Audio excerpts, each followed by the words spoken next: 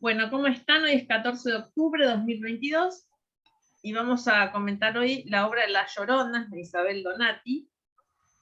Yo no soy objetiva con esta obra porque yo fui testigo, como compañera de ella de la maestría en dramaturgia, de cómo la fue escribiendo.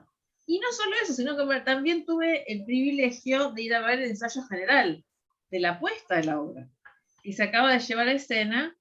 Ya fue la última función, ¿no, Isabel? ¿O es hoy? No, el lunes van a hacer una función para poder filmarla porque no la pudieron filmar todavía, hacen solo una función para eso. No sé si va a haber, o sea, si es con invitados o es que hay que comprar entradas. Yo después le voy a preguntar le pregunto a Victoria cómo lo organizaron. Bueno, contanos, Isabel, yo ya la conozco, conozco esto que te voy a preguntar, pero para que quienes vayan a ver este video y nosotros, el resto del grupo, lo escuche, Okay. ¿cómo es tu formación artística? Que es diversa. Bueno, sí, muy diversa. Yo soy egresada de Bellas Artes, después estudié escenografía en la Cárcova, cuando la Cárcova todavía era Escuela de Escenografía y Escuela Superior de Bellas Artes. Después me dediqué durante muchísimo tiempo al diseño, primero con un grupo de diseño, después con alguna socia, y en un determinado momento empecé a estudiar canto lírico, básicamente porque siempre mi objetivo desde que tenía 5 años, era dedicarme a la ópera en algún momento. Y ese deseo, esa llamada hacia la ópera, en realidad pasó a partir de, mis padres eran muy amigos de de Tito Capobianco, que fue un gran director de ópera, y él en un momento era director artístico del Colón, y entonces nosotros teníamos un palco al lado del Parque Presidencial. Y lo que me generó, no sé si la ópera, pero sí lo que tiene que ver con la epifanía que puede suceder en escena, es haber visto El amor por las tres naranjas de Prokofiev, y me acuerdo, teniendo 6 años, del momento en que 3 naranjas se convertían en naranjas gigantes y de ahí aparecían 3 bailarinas. Y eso me pareció que era absolutamente mágico, y siempre busqué siempre busqué la magia en donde pudiera, donde pudiera aparecer. Bueno, después mi camino fue bastante diverso. Yo estudié Bellas Artes para poder estudiar escenografía. Después me dediqué a este tema del diseño. Empecé a estudiar canto lírico y en un momento o sea, yo pensaba por ahí ser Regí, o sea, entrar al Colón o una cosa así, pero tampoco era algo, no terminaba de convencerme eso tampoco, y entonces entré a la Escuela de Bellas Artes, perdón, a la UNA, a estudiar la licenciatura en dirección.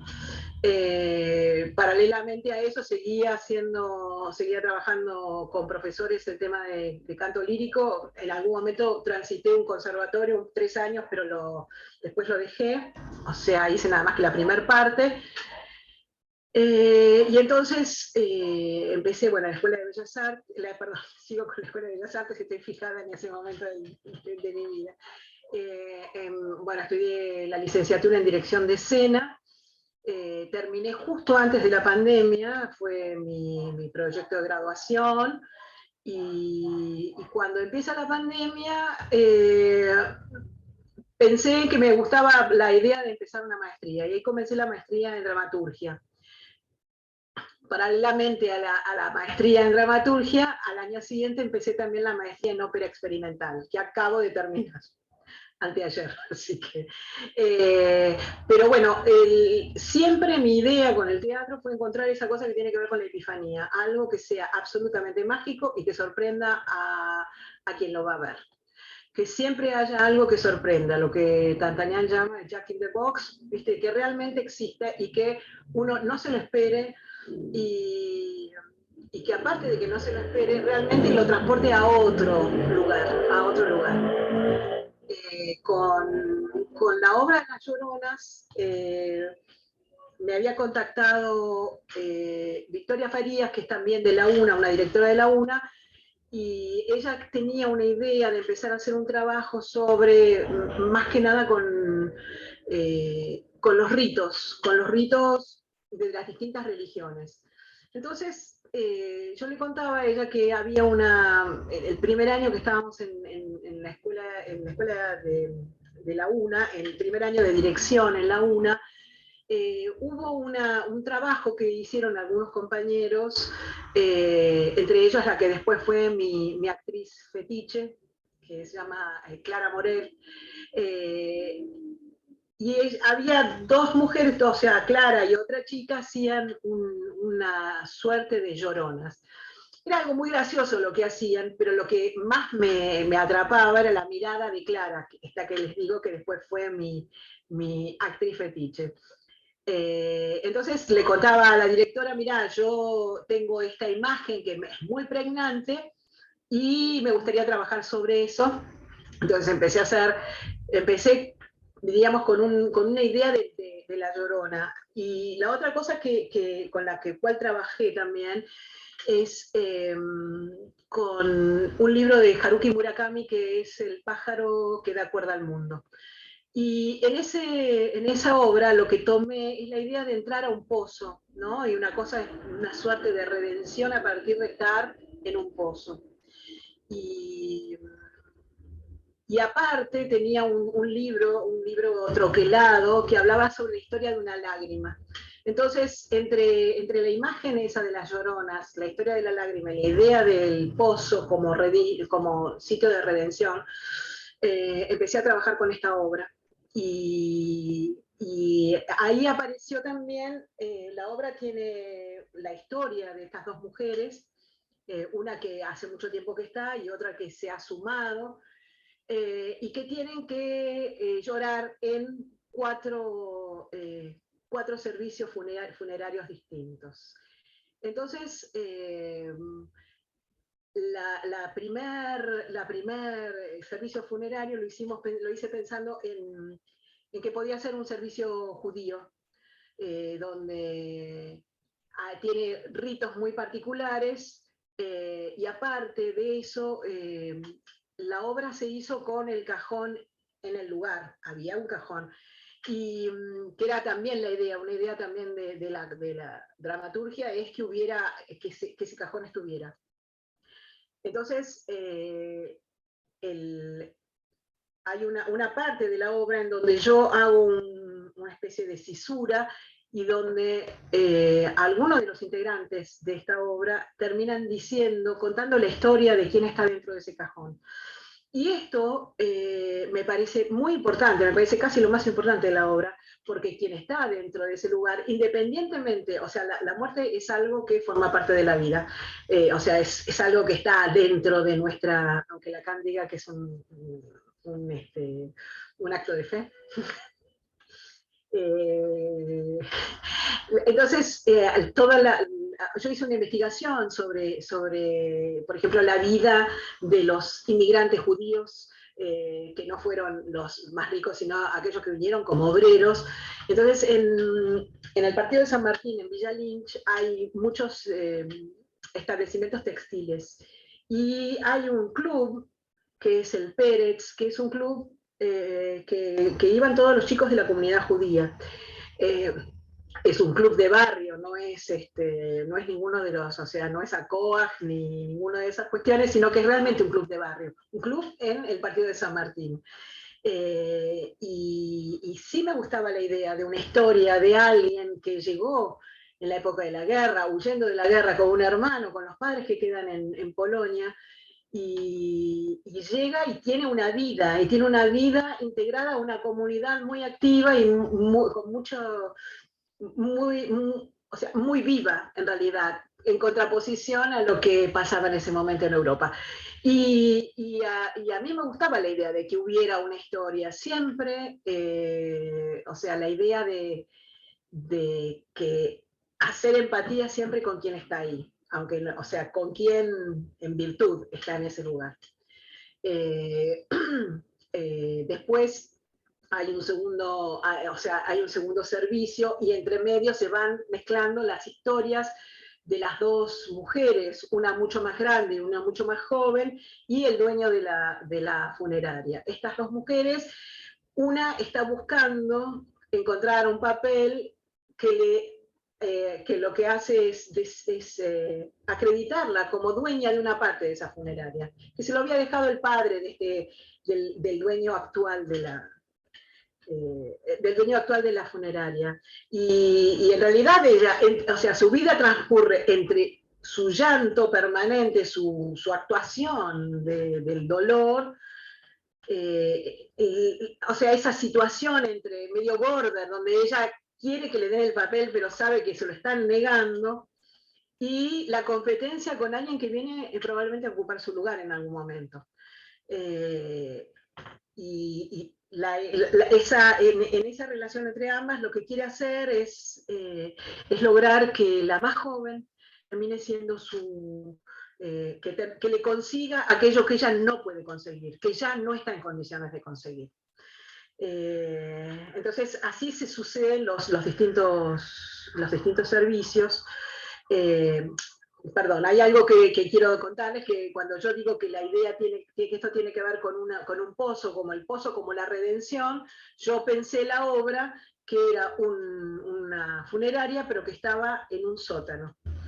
Y entonces, permanentemente, cuando hablan con el dueño de la funeraria, el dueño de la funeraria está arriba y las lloronas están abajo. Entonces, la charla es con alguien que está por fuera. Bueno, entonces, el segundo servicio es un servicio de una mujer que se llama Fanny, que ha sido una bailarina, que quiso ser bailarina cuando la historia, o sea, yo me dedico a investigar las historias posibles que pueden haber habido. Entonces, esta Fanny es una mujer que quiso ser bailarina cuando se enteró que Isadora Duncan había bailado el himno nacional en el Colón. Entonces dedicó toda su vida a la danza, toda su vida. Y cuando la danza la abandona, ella cae en un pozo depresivo porque había dedicado toda su vida a eso y había decidido no tener hijos para poder para sostener su cuerpo de bailarina.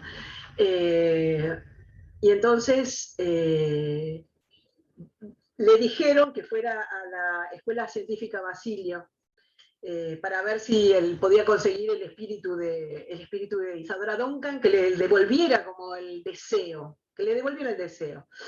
Pero la Escuela Científica Basilio le quedaba muy lejos, entonces se fue a un templo budista tibetano, pero fue una sola vez.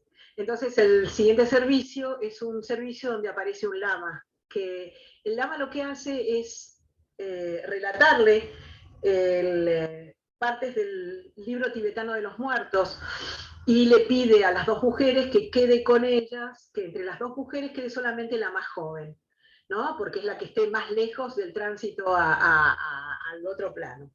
Y mientras él recita estas cuestiones, ella quiere llorar y dice, no llore porque no tiene que generar tristeza. Entonces dice, que se pone a cantar y dice, no cante porque yo estoy hablando. Hay una situación bastante cómica entre ambos, porque ella quiere hacer algo, la más joven, que es bastante ingenua, ¿no? Y sigue, o sea, lo que ella hace es interrumpirlo permanentemente, mientras que él quiere seguir hablándole a Fanny, que está ahí adentro. Entonces le dice, discúlpeme, ¿esto cuánto dura? Y le dijo, la muerte, sí, 49 días. ¡Oh, no! Le dice, porque en realidad nosotros tenemos ya todo preparado para mañana, no nos podemos quedar hasta 49 días acá. Dice, no, 49 días dura el tránsito de este ser. No, está bien. Entonces ella se pone a rezar, otra cosa, dice, por favor, viste, el lama insiste todo, le te cambian eso de detenerla. Y ella en un momento dice, se movió, el cajón se movió. Entonces me dice, discúlpeme porque me parece que me está hablando, ¿no? Y entonces el lama se asusta porque, viste, son todos muy espirituales y creen muchas cosas, pero en ese momento, ¿no? O sea, ante la realidad, la reacción es humana, siempre. Y entonces ella le dice bueno, que quiere hablarle, que quiere escucharle, quiere abrir el cajón, y dice, no lo abra porque el espíritu se puede escapar y va a querer caminar entre los vivos, y en vez de estar en su tránsito a la inmortalidad o a lo que fuere, va a terminar desapareciendo, o se va a diluir. Entonces, el lama en un momento lo vienen a buscar, y otro lama. Y entonces él se va, básicamente porque está asustado por lo que le acaban de decir. Y en ese interín, Marga, que es la joven, empieza a hablarle al cajón, le habla al cajón, mientras que va corriendo, y finalmente abre la tapa del cajón y una luz se escapa. Cuando termina este servicio, después de estas cuestiones, la Llorona Mayor habla con esta Marga y le dice, yo quiero que me consigas el papel, porque este papel que me acredita, yo ya estoy cansada de llorar, estoy cansada de vestirme de negro, quiero lo que me corresponde.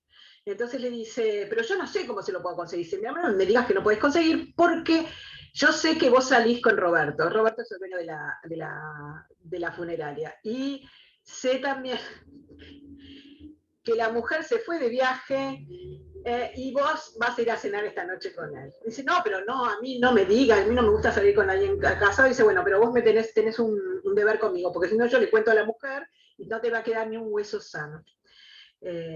Así que bueno, entonces en este tira y afloje sigue siempre la discusión entre ellas dos.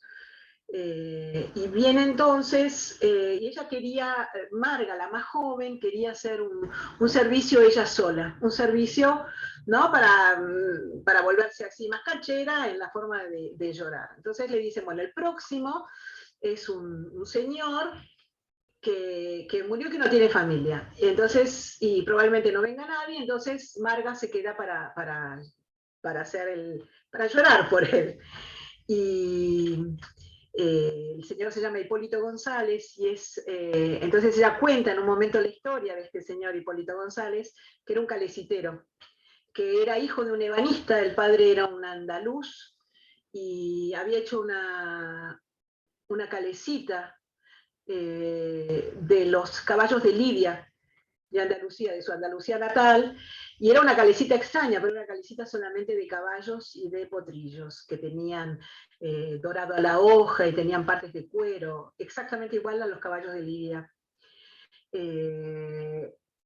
Y después, o sea, esto sigue deviniendo en una discusión entre ellas dos, tremenda, por esta cuestión de ese trío que se arma entre ella, entre la mayor, Damiana, Magda, la más joven, y Roberto, el dueño de la funeraria.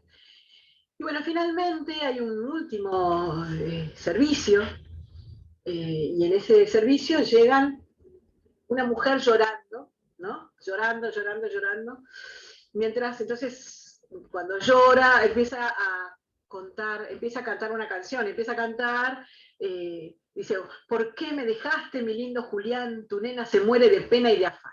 Entonces le dice, discúlpeme señora, la Llorona le dice, usted debe estar confundida porque el que está en este cajón se llama Carlos Viván. Y dice, no, pero usted no conoce el tango. Y ella es una Margarita. Entonces le dice, entonces después, cuando están ahí hablando de eso, le dice, usted no conoce el tango, no conoce, o sea, ¿por qué me dejaste? Mi lindo Julián, tu nena se muere de pena y de afán. Entonces, mientras que está discutiéndole esto a estas señoras, llegó el cura, ¿sí? Que está ahí al lado del cajón. Y entonces, después de, bueno, está ella parada en ese momento y entra caminando otra mujer, ¿no? También sumamente acongojada, y se acerca al cajón y entonces empieza a llorar encima. Dice, vida mía, lejos más te quiero, vida mía, piensa en mi regreso, dice. Y después dice, y el Señor celoso de sus encantos, uniéndome en el llanto, se lo llevó, mezcla un par de tangos y se tira sobre el cajón. Entonces, una dice, ¿y esta quién es? Olga, una se llama Margarita y la otra se llama Olga. Y entonces Margarita le dice, ¿y esta quién es? ¿Cómo quién es? Yo soy, sus trenzas negras, soy su milonguita. Y dice, y yo soy, ¿no? Entonces empiezan a discutir a partir de palabras de los tangos de quien está Es dentro muy del cajón. divertida, Isabel, es muy divertida. Sí. Y entonces en esta discusión, del lado de Margarita se pone Magda y del lado de Olga, que es la otra mujer, se pone Damiana. Entonces empiezan a discutir ellas, ¿no? O sea, defendiendo a las mujeres estas que llegaron, empiezan a discutir entre ellas. Hasta que en un momento se van a las manos, ¿no? Se van todos, porque una dice, vos sos una chueca, a mí no me dijo, me lo dijo a vos, porque entonces empieza a decir el papel, vos no me lo dijiste, mirá, tenés cuidado, porque, ¿no? Empiezan a tener una discusión tremenda alrededor del cajón hasta que el cura dice, le pega al cajón y paran. Y entonces se vuelven a agarrar, y en este volverse a agarrar, entra Damiana, también viene el dueño de la funeraria, y en ese discurrir que se están agarrando y se pelean, y entonces el cajón va para un lado, el cajón va para otro, Damiana encuentra un papel en el bolsillo del dueño de la funeraria, donde dice, acá está el papel que no me lo querías dar y no me lo querías dar, y quién te crees que por ahora. Y él le dice, disculpa, no te das cuenta, que le muestra, dice, acá hay una carta, documento del banco, acá está todo hipotecado, no tenemos nada, todo es puro aire, no sos dueña de nada. Con lo cual la Llorona empieza a llorar de verdad, ¿no? Ahora llora por su tiempo perdido, por su vida perdida, por todo lo que dejó en el camino. Y entonces Ahí en está el ese lado llanto, trágico. es la parte trágica. Y en esa cosa trágica y todo, se vuelven a agarrar, se vuelven a pelear, entonces ella empieza a gritar y se agarra del cajón y todas la agarran a ella.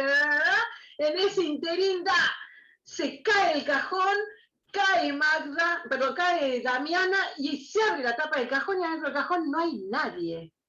Y, perdón, yo lo que no les conté, que quien estaba en ese cajón era Carlos Vivan, que era un cantante de tango, que fue un compositor tango, que es alguien que existió, que hay muchos tangos hechos por él, y que era muy mujeriego, muy jugador, tomaba mucho whisky y nunca se casó. Entonces se cae el cajón, adentro no hay nadie, entonces están, ¿no? Damiana tirada en el piso, y dicen, ¿y Carlitos dónde está? Y se lo habrán llevado directamente al cementerio. Entonces las mujeres salen corriendo, detrás el dueño de la funeraria diciendo, che, ¿quién me paga? O sea, páguenme el servicio. Detrás de ellos, la joven, la Llorona joven, que decía, ¿cómo que cada 2 meses te traes una nueva? No era que yo era la única, ¿no? Y detrás de ellos el cura ve que Damiana, la Llorona mayor, está tirada en el piso. Y la mira así, medio que se asusta y dice, vamos, ¿no? O sea, salimos, se va corriendo también. Y el siguiente servicio es el de Damiana, que murió. Ahora, yo recuerdo la versión prístina. Sí. Vos estás contando la apuesta. No, estoy contando de alguna forma lo que se cae. La original era que ella moría, ella se caía y la metían dentro del cajón. Claro, que se muere Sí, con la sí. carpetita del celeste Sí, con el papel, claro, con la carpeta, en realidad la carpeta, donde decía que ya que se había perdido todo. Ella en realidad no era dueña de nada. O sea, toda su vida había sido aire puro. Pregunta de oro, pregunta del millón. Sí. ¿Cómo entendés tu obra? ¿Como una comedia, como una tragicomedia? Es una suerte de tragedia cómica también. Es Claro. una cuestión, es algo trágico, tiene humor negro, entonces en ese lugar, cómo encarar la muerte siempre es más fácil encararla desde ese lugar que desde otro. Tiene algo de sainete, ¿no? Algo Sí, sainete, tiene algo de costumbrista, tiene algo argentino, me parece, y que es algo que yo también buscaba en algún punto. Italiano, argentino, un poquito de Italia hay, ¿eh? Sí, también, pero sí, por ahí más que decir argentino, podría decir algo bien rioplatense. Ahí está. Entonces ahí está Rioplatense la con cosa. un toque italiano. Sí, sí, sí, con un toque italiano, porque también el tema de las lloronas fue muy, o sea, fue hasta hasta el siglo pasado, no sé si en otros lugares sigue haciendo, pero sí, fuera muy importante. Era una forma, o sea, llorar al muerto era la mejor forma de generar una cierta importancia, ¿no? Del muerto. O sea, era tan importante el muerto cuanto más gente pudiera llorar por él. Isabel y un poquito de Armando Discépolo. Sí, hay bastante de eso también. Hay de eso, porque hay de eso. Yo creo que, o sea, entre las cosas que a mí me pasan, yo siempre tuve como la idea de que en mi época, viste que uno siempre tiene como una época donde piensa que podría haber vivido, y yo siempre pienso que podría haber vivido entre el 30 y el 40. Claro. Y entonces hay bastante de esa impronta. Probablemente como si hubiera sido una contemporánea de mi viejo. Claro, Que hay él venía motivos también de familia, paternos. claro, de familia italiana, sí. El canto del Yo tango. conozco otros temas, otros motivos tuyos teatrales por los talleres que hicimos juntas. Sí, Y el tema, la cuestión de la estética paterna, de la época paterna también sí, vuelve. siempre aparece ese momento. Pero siempre tuve como la idea de que entre los 30 y el 40 hubiera sido un, ¿no? Tendría que haber entrado a la Y película de Woody Allen, Volver atrás. la obra fue estrenada hace muy poco en Querida Sí, Elena, lugar sí. hermoso, en Barracas. Y contanos un poquito qué te pareció la apuesta, ¿estás contenta? ¿Viste que está esa experiencia de ver la obra propia llevada de escena? Sí, ¿Qué te pareció?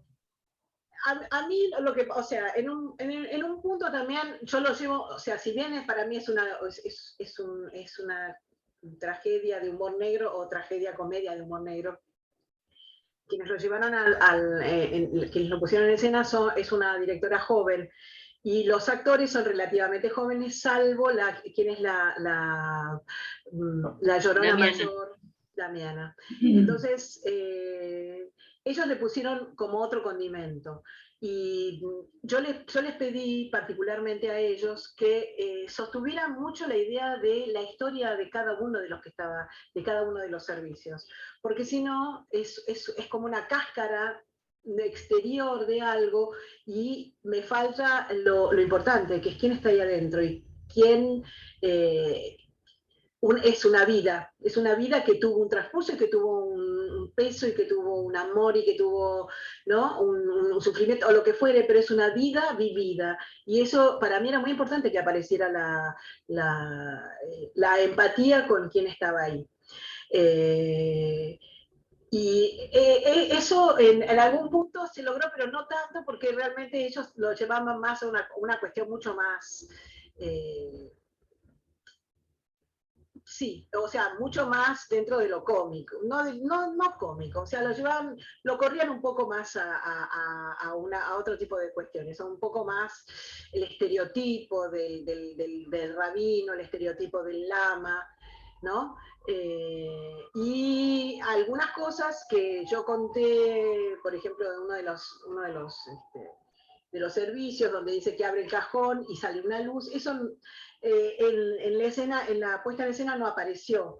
Y la última escena, que es verdad lo que dice Elena, porque yo estoy como impregnada también de la puesta, diríamos, es que en eso Damiana cae y lo que hacen todos es suprimirla, mandarla al cajón y se van. Entonces, es otra mirada también, ¿no? Es otra mirada. Pero igual, no está hoy la actriz que la habíamos invitado también para que viniera, pero a mí me pareció muy bueno el trabajo físico que hizo, porque o sea, en todas las funciones siempre cae distinto. ¿Y cómo logran que eso, ¿no? Para mí fue de un compromiso muy importante de parte de la actriz, realmente. ¿No? Porque hay que caerse, ¿no? O sea, cae muerta. Y lo logró siempre. ¿Vos viste todas las funciones, Isa? No. No. Vi una, fui en otra porque fui con un amigo que me dijo vení conmigo y vi la última. En la última había mucha gente y ellos también, el lugar donde hicieron la apuesta es bueno, Querida Elena es una casa, una típica casa chorizo, que cuando vos entrás está llena de esculturas porque el escultor vivía ahí en un momento, y tiene en la entrada, o sea, en una de las primeras habitaciones, tiene un recorte donde cuenta que en esa casa que vivía Elena está el espíritu de Elena. El espíritu de Elena se manifiesta. O sea, a mí me daba la impresión que todo, o sea, todo era el lugar para hacerlo también. Entonces, tenían como un patio semicerrado y atrás un salón. Entonces, lo que ellos hacían es que la gente fuera hacia un lado y hacia otro. Eso en un punto, mucho movimiento también de la gente, diluye un poquito a veces la dinámica, pero después después ellos volvían a levantar digamos, el clima, ¿no? Y por otro lado, yo lo que siento es que estos 2 años de pandemia, o sea, fueron 2 años y sí, 2 años, sí, 2 años de pandemia, fueron la idea, esa cosa que tiene que ver con la muerte y el pensar la muerte y todo, fue un tema recurrente en las dramaturgias en general. Apareció bastante. Pero eso por un lado, pero yo por otro lado me doy cuenta que yo siempre o sea, atiendo a determinadas cuestiones y dentro de eso que uno puede pensar la muerte, a mí me gusta pensar siempre en celebrar una vida que existió, aun cuando el destino sea otro, pero sí, siempre hay que celebrar y siempre hay una historia. Y a mí me encantan las historias, esas historias. Bueno, re lindo, Isabel, la verdad te felicito. Yo llegué a ver el ensayo general, no pude ir a las funciones, pero la verdad que fue un placer y un aprendizaje enorme para mí haber escuchado la obra como se fue gestando en el taller de Tantanián. Gran docente, gran artista local, internacional también, pero es argentino.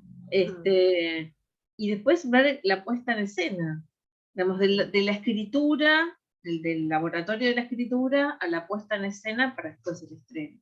Fue realmente para mí una experiencia muy linda. Yo coincido, la actriz que hacía Damiana es muy buena actriz, estaba muy bien con él. Yo me la imaginaba distinta a Damiana, mi imaginación también era distinta físicamente, sí. Pero realmente logró muy bien el carácter de Damiana. Y después es cierto que la apuesta le pone énfasis a la cuestión, a los cambios de religión, a la cuestión, sí, a los cambios, sí, de, ¿no? Sí, sí. A la cuestión, es como una especie de multiculturalismo religioso. Sí. Yo creo que eso también es divertido, porque eso le da, sí, creo que le da bastante, la hace también interesante, ¿no? Que aparezcan distintos sacerdotes de distintas religiones. Sí. El humor el humor negro es maravilloso, el humor que tiene la obra. Sí. Y el tema ahí, creo yo, que yo te comentaba cuando fuimos a ver el ensayo, es el talento actoral, ¿no? De los que hacen el humor. Es muy importante. Cuán buenos comediantes son. Ahí es muy una exigencia, la obra es exigente en ese sentido. Es muy exigente, hay momentos en que se ha logrado muy bien, otros, o sea, es muy dispar, porque también, claro, los temas de actuación son, si vos te necesitas muchísima gente, uno suele tener migraciones de actores cuando está haciendo una puesta en escena, y entonces en ese punto creo que ella también tuvo algunos cambios algunos cambios con los actores, decidió decidió llevar a la joven llorona, sacarle un poco de esa cosa más ingenua y ponerla más en una cosa un poco más picaresca. Ok, hacía falta, sí. Falta. Y después, vos me preguntás Ana, vos me estás preguntando cómo sentí la respuesta del público a la obra. Mira, todo depende de los momentos. Hubo momentos en que la primera vez fui con mi marido que no sabía ni lo que yo había escrito y a él le causó muchísima gracia, a mi hija también. Pero después, a la siguiente vez, era menos gente, entonces también, ese día los actores no estaban tan asertivos. Y la última, éramos muchísimos los que estábamos, habían ido varias personas que yo conocía y se reían permanentemente, entonces, pero quienes se reían eran más grandes. Sí. Entonces hay o sea, viste, los chinos dicen que uno es hijo más de su época que de sus padres, entonces eso se nota siempre pero sí, o sea, pero igual en ese día se reía todo el mundo, o sea, se contagió la cuestión así como más divertida. Y, es raro ver también cómo es la respuesta también del público. Por ejemplo, en un momento había 2 chicos españoles que fueron a la última función, entonces habían salido y yo justo salgo y me dice, se estaban hablando entre ellos, decía, a mí la obra me divirtió, pero no me llegó mucho la historia. Entonces decía, cuán lejano uno puede estar de una historia de ese tipo, ¿no? También. O sea, eran chicos de 19 años, 20, una cosa así. Es raro La también cómo casa, ¿qué? digamos, la casa en la que se hizo y esta historia de Elena, yo vi el retrato de Elena, Sí, de la ex dueña de la casa. sí, Tiene como una cosa muy, también se presta mucho la casa a la obra. sí, la casa se presta Lo decías vos, totalmente. ¿no?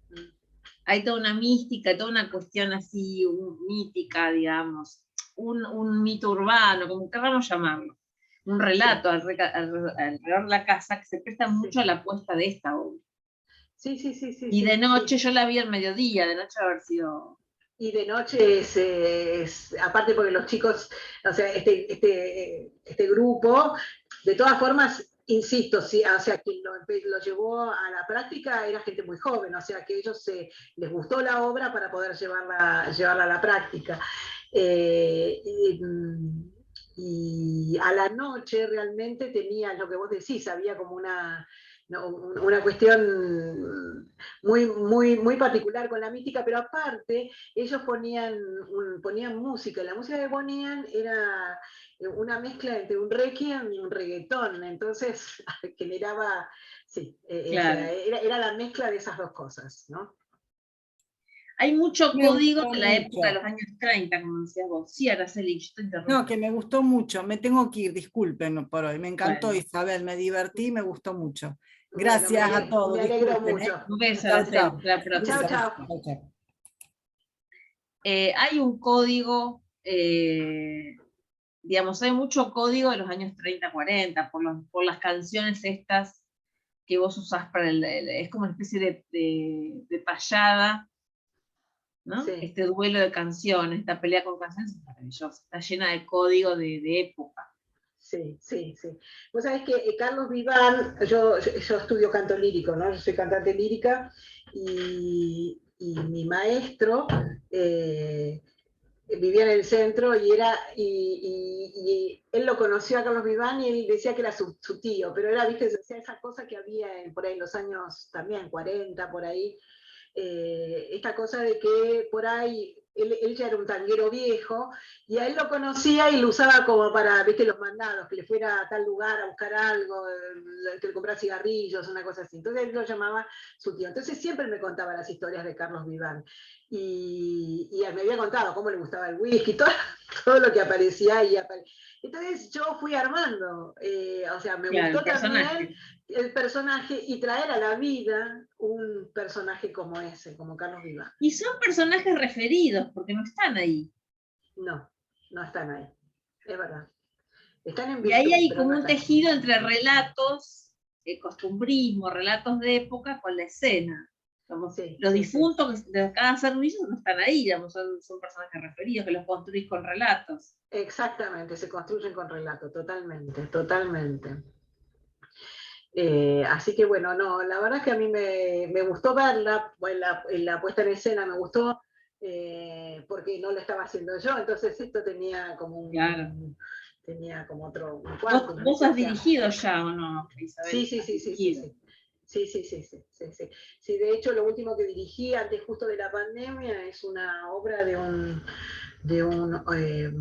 dramaturgo polaco que se llama Sławomir Mrozek, que es difícil a veces pronunciarlo, que se llama Striptease, ¿no? Y la obra transcurre en un sitio ficticio, ¿no? O sea, un sitio, ¿no? Llegaron a ese sitio y no saben por qué, y hay toda una charla entre ellos sobre la libertad y sobre determinadas cuestiones que parecen esas charlas del gran hermano, o sea, esas charlas que solamente tienen código interno, entonces los que están afuera no saben para dónde va, qué es lo que sucede.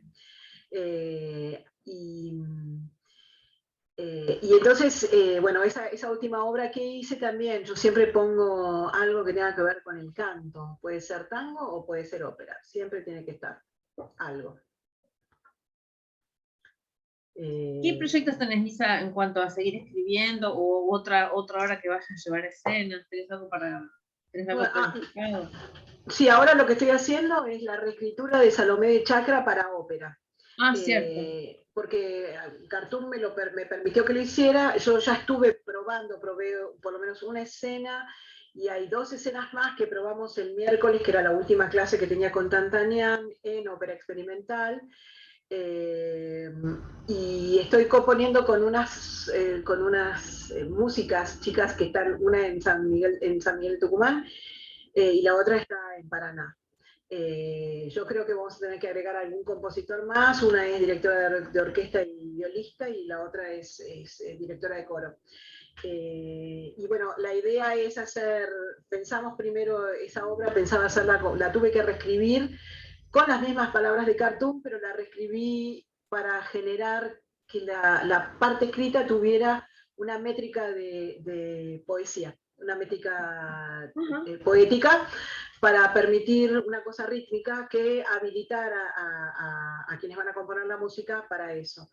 Parte de la obra la traduje al latín para que pudiera haber un coro gregoriano en esas partes, y tiene una especie de cosa de hablar en lenguas, porque tiene como muchas idiomas que se hablan. Perdón.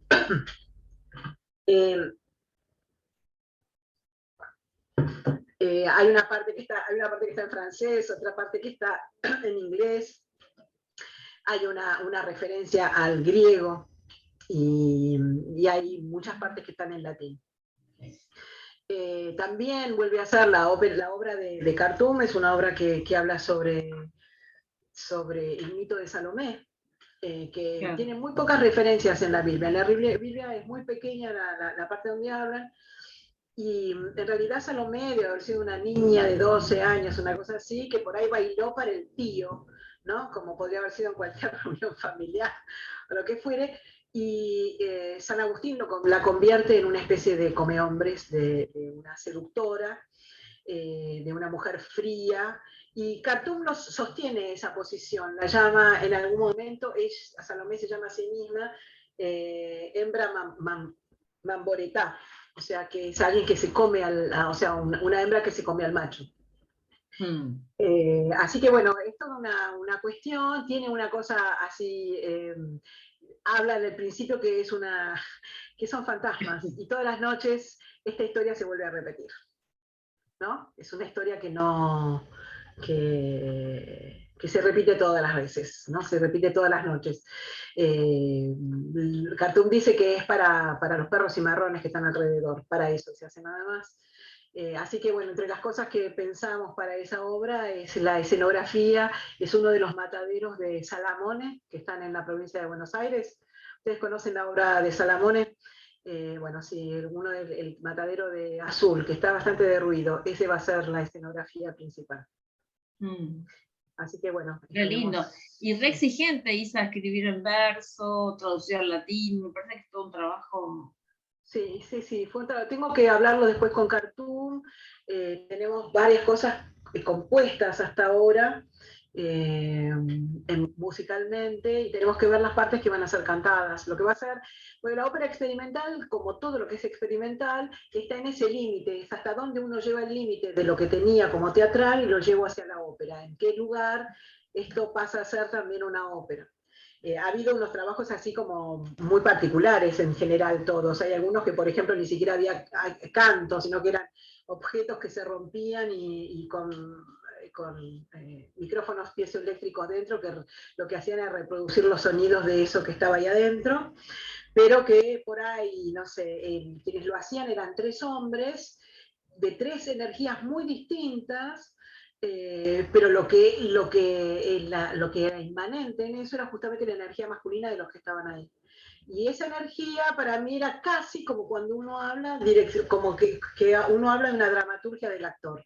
Entonces ellos, más que la música, tenían una dramaturgia del actor. ¿Estaban dentro de la ópera experimental? Sí, porque tenían componentes distintos, pero básicamente lo que aparecía era eso. Así que, bueno, esas son las cuestiones que están... En este momento yo estaba muy con el tema de la ópera.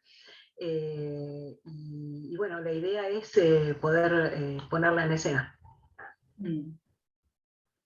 Bueno, Isa, excelente, ¿no? Sí, sí, sí, estoy muy contenta con eso. Muy contenta. Muy, muy, muy Bueno, contenta. Anita se le perdió la señal. Sí, sí, puede ser también, viste, si está en el tren, Sí. que se vea. Bien. ¿Algún comentario más? José Luis, ¿algún comentario? José Luis no llegó a leer la obra, pero la leerá después, seguramente. Estaba muteado. No puedo hacer ningún comentario. Por ahí podría ser una pregunta tonta que tenga que ver con el texto y que es, primero, gracias porque de alguna manera me ahorré de leerlo. Pero es lindo disfrutar la lectura. ¿Cuál es la conclusión que el espectador y el lector sacan de un cajón vacío? ¿Cuál es la moraleja de ese final? Yo creo que no había. Lo que apareció con ese cajón vacío, que en realidad en la obra estaba, que el cajón se cae, está vacío, y lo termina. En la obra en sí, el cajón se llena con la última que murió, ¿sí? Que es la Llorona. Al caer, se mata y la dejan ahí adentro, o sea, dentro del cajón. Así que la conclusión para eso es que por un lado, que todo cajón va a ser completado en algún momento, eso sí, porque aparte son creados para eso. Esa sería como la parte más escorpiana, si querés que te puedo llegar a decir. Representa la finitud. Claro, una cosa así, que representa la finitud y que en realidad esos son objetos que fueron creados con un objetivo y que van a ser usados con ese objetivo. Claro. Es como muy puntual, ¿no? Es algo muy puntual el tema de quienes construyen cajones. Así que bueno. Por otro lado, esta visita esporádica y de sorpresa me sirve para reinsertarme y volver a encantarme con estos encuentros. Bueno, espero poder leer para la próxima. Bienvenido, José Luis. Sí. Gracias. José Luis es artista plástico, es ingeniero. ¿Sí? Ingeniero químico, ¿no, José Luis? Sí.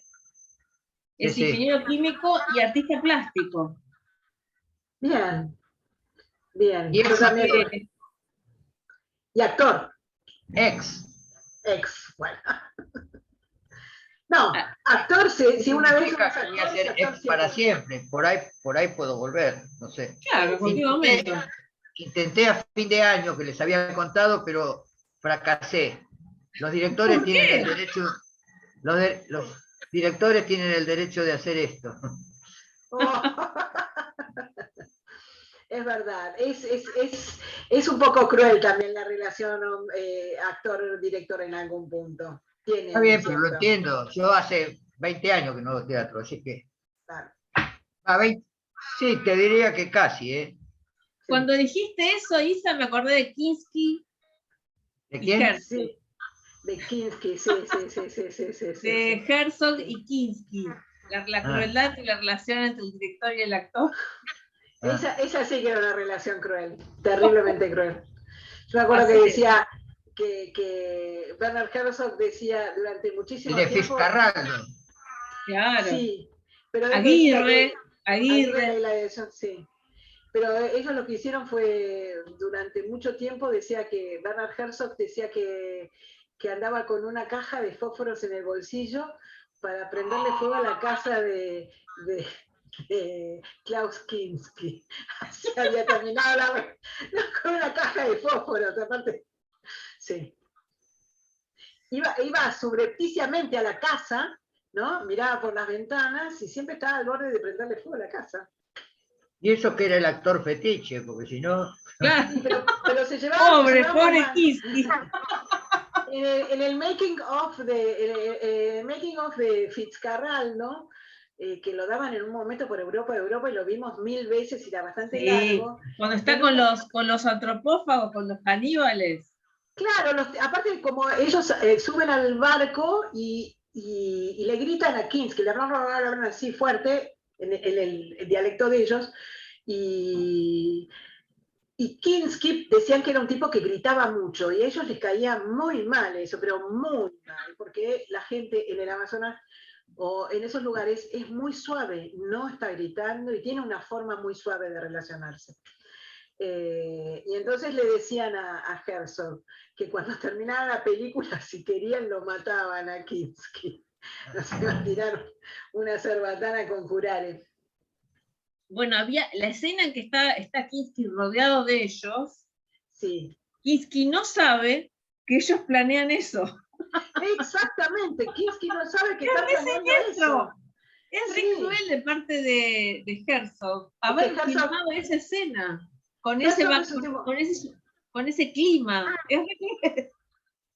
Bueno, Herzog es un tipo muy cruel, o sea, una de las cosas que él tenía, por ejemplo, hay un documental que hizo sobre la gente que está en camino de ser ejecutada en Estados Unidos. Entonces va a hablar con un chico que lo van a ejecutar, entonces lo que hace es, antes de empezar había perdido a su padre hacía poco, el padre había muerto hacía poco.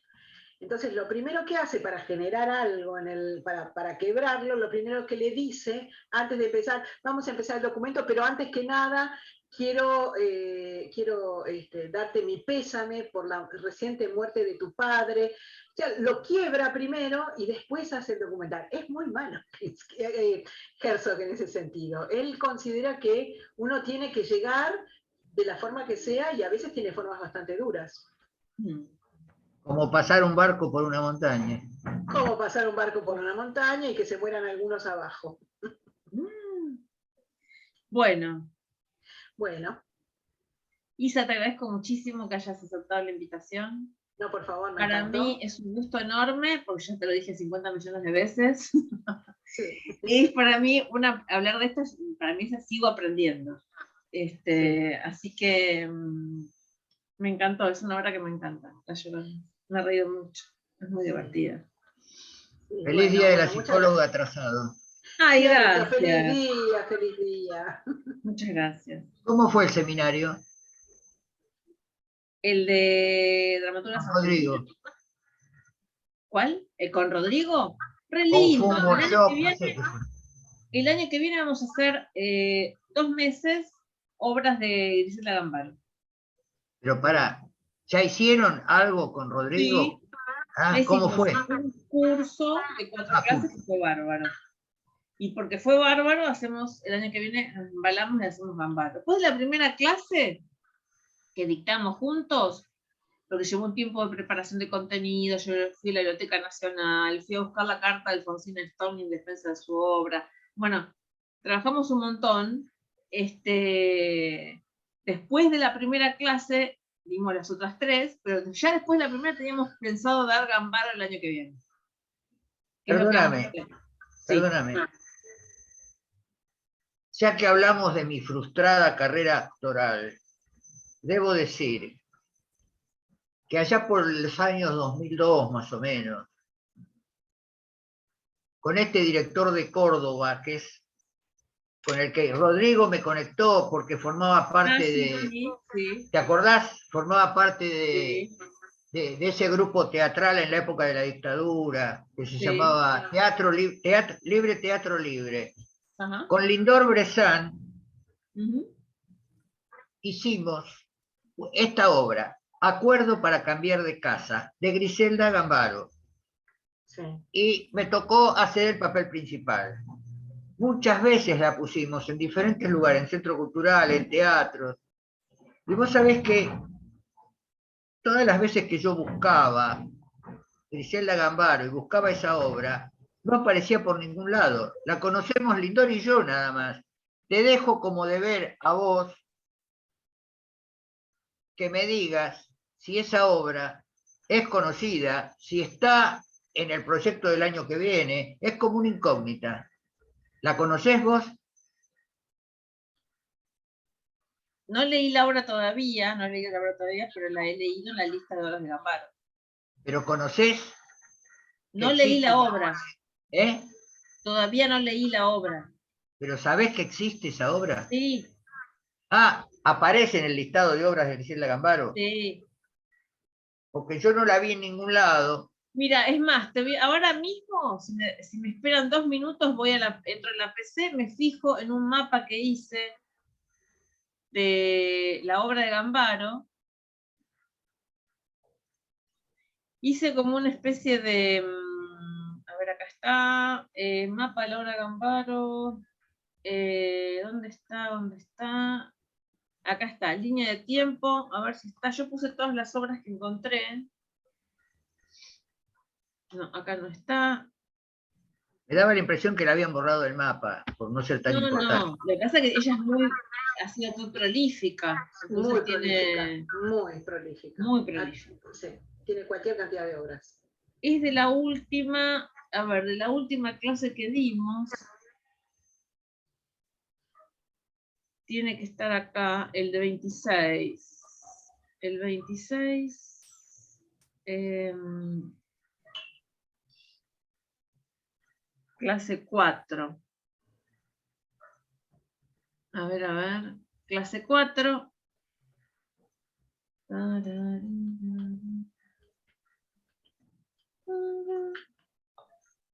No. Ah, entonces está en la clase 3.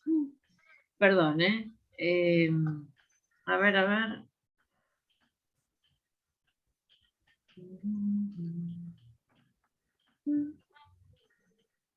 No.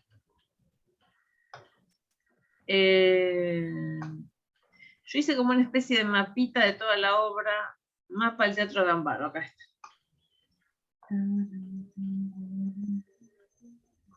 Es del 71. Ya ¿Acuerdo para cambiar de casa? ¿Eh? ¿Así se llama? Sí. Ah, a ver. Acá está. ¿Se ve? Sí. Acá Sí. yo hice un mapa de, a ver, vista, lectura. Vista de lectura. Acá estamos. Acá hice un mapa de la obra de Gambaro. Sí. Y acá en el 71 está. No la acá veo. arrancamos con del 71. 71. En el Mira. 63 empiezan las paredes. Es la primera que tengo registrada acá. Y la última que tengo es el Don del 2014. Habría que ver si no hubo posteriores. Pero en principio, de lo que yo fui en una primera búsqueda, tengo este gran mapa mundi. Acuerdo para cambiar casa del 71. Todo Es esto fue el prolífica, contenido en los de lo que hiciste con 70 Rodrigo. Todo esto es el contenido que hiciste con Rodrigo y van a hacer de nuevo el año que viene. No, este es un mapa de toda la obra de Gambaro. Y de toda la obra de Gambaro vamos a elegir obras para trabajar en 8 clases. Bien. Es como, es para leer la obra de Gambaro en la línea histórica. Ahí entendí todo, ya está. Sí. Digamos, En Gambaro hay un cambio importante en su dramaturgia cuando ella vuelve del exilio. Ahí las víctimas de las obras de Gambaro adoptan otra posición cuando ella vuelve del exilio, coincide. Claro. A partir de su vuelta del exilio cambia el estatuto de las víctimas en sus obras. Vamos a trabajar por décadas el curso, y bueno, mi directora de tesis de maestría, Susana Carantugués, tiene una tesis que le prologó Pelletieri sobre la obra de Gambaro. Claro. Digamos, nos vamos a dedicar a Gambaro 2 meses, va a ser una fiesta. Los dos estamos reenganchados con el curso. Es lindo eso, linda, Sí. muy Es lindo. hermoso, es fundamental, pero si hablamos de dramaturgia escrita por mujeres, es fundamental Gambaro, es fundamental en la Argentina. Vos sabés que hay hace poco había una muestra de Di Stefano en el Museo Nacional de Bellas Artes. Ajá. Y es muy impresionante porque los personajes tienen, o sea, son muy parecidos a Griselda. Claro. Sí. Digamos, en mi búsqueda, en mi investigación, que empezó con el taller de dramaturgas, y que fue el año pasado, ¿no? Ya lleva 2 años el taller más o menos. Todo lo que vengo haciendo, más la tesis, más lo que vengo leyendo. Y Gambaro en algún momento se impone. O sea, se impone. No podés no estudiar toda su obra. No estudiar, no leer su obra, eso va a requerir, bueno, el verano se lo voy a dedicar a escribir mi tesis de maestría, a terminarla. Estoy esperando todavía que me manden la evaluación del plan. Y del plan de tesis me voy a dedicar a escribir un curso de psicoanálisis que tengo planificado, a escribir mi tesis de maestría, a terminarla, y después también a trabajar, a ir leyendo Gambaro con el tiempo que dan las vacaciones, con ese relax que dan las vacaciones, que se disfruta más, digamos, uno corre menos. Así que bueno, ese es el plan. Bueno, yo después tengo que hablar con vos porque quiero hacer el curso para hacer la tesis. Necesito un impulso, Elena, te digo. Vale. Pero lo que pasa es que justo la semana que viene tengo el cierre de la maestría de dramaturgia y es vía Zoom, así que bueno, tengo que ver. Eso iba a ser el 22, ¿no? Sí, lo que pasa es que el 22 voy a tener que correrlo. Hoy me entregué de cambiar de sábado. Ah, ok. Entonces, bien, pues yo justo me acaban de avisar que tengo este sábado que viene. Como es asincrónico en parte. Ah, bien. Ya, después nos organizamos, mi Santa Fe. Claro. Necesito impulso para la tesis. Hoy yo doy clases en LEMAD, de Psicología Educacional para futuros profesores de teatro. Sí. Y el primer parcial fue domiciliario sobre un libro de Esther Trozo, que es especialista en enseñar teatro en educación pública, en educación formal. El segundo parcial fue grupal, tuvieron que escribir una escena de enseñanza teatral con distintas soluciones según las teorías de aprendizaje. Trabajaron re bien, re buena idea tuve porque como son profesores de futuros profesores de teatro, el lenguaje es teatral. Y ahora se me ocurrió que escriban un paper de 7 páginas, de estilo académico, sobre un tema a investigar del mundo de la enseñanza del teatro. Así que estuve enseñando, me dan los empujones. Hay mucho de Augusto Boal en eso. ¿Cómo escribir en académico? Y les empecé a sacar temas de la galera. Así que estuve reenchufada toda la tarde sacando temas de la galera para los estudiantes del profesorado. Sí. A mí me encanta investigar, porque es muy creativo. Aunque el lenguaje académico tiene cierto estereotipo que hay que respetar, las normas APA y toda la historia, la creación de problemas de investigación es una obra de arte, siempre. Sí. Eso es lo lindo de investigar. Sí. Y es lo más difícil de aprender, ¿eh? Sí. Pero no es distinto a la escritura de una obra teatral, por ejemplo. ¿Sabes quién dice esto muy bien? Humberto Eco. En las memorias de un joven novelista. ¿No? Que la escritura académica es tan creativa como la escritura de ficción. Claro. Así que hay un montón de cosas para hacer, ¿eh? Sí. Bueno, Bueno, nos despedimos. Ya es por tardísimo. supuesto. Muy lindo. Muchas gracias, Bueno, Isa. no, gracias a vos, Elena, la verdad, un placer. Muchas me gracias, encantó. José Luis. Bienvenido de Sí, nuevo. muchas gracias. Les mando un Gracias. beso grande y nos vemos para la próxima. Dale. Chao. Gracias, chao, chao. Chao, chao.